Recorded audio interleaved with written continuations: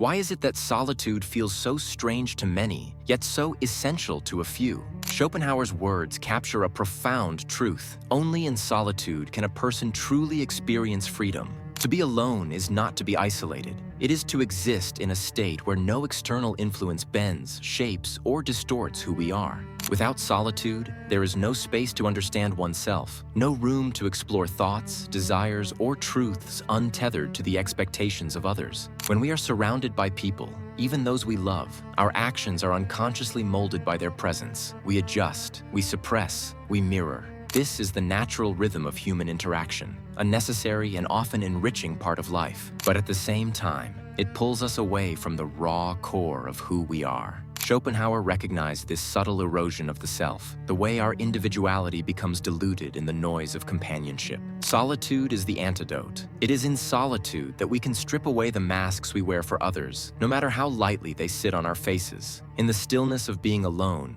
we encounter our most genuine thoughts and feelings. There is no one to please, no one to offend, no one to observe us. What remains is pure. It is freedom, the kind that exists only when the world's demands fall silent. Freedom, in Schopenhauer's view, is not simply the absence of chains or restrictions. It is the ability to be oneself without compromise. And this freedom, paradoxically, can feel intimidating. To be alone with one's thoughts is to confront truths we might otherwise avoid. It is to stand naked before the mirror of the mind, without the comforting distraction of others to blur the reflection. But Schopenhauer believed that this confrontation is essential. Without it, we are strangers to ourselves, living lives dictated by others. For Schopenhauer, solitude was not loneliness. It was a sanctuary, a space where the self could breathe and expand. It is only through this quiet intimacy with ourselves that we can cultivate a life of depth and authenticity. Those who fear solitude often confuse it with emptiness, but in truth, solitude is full.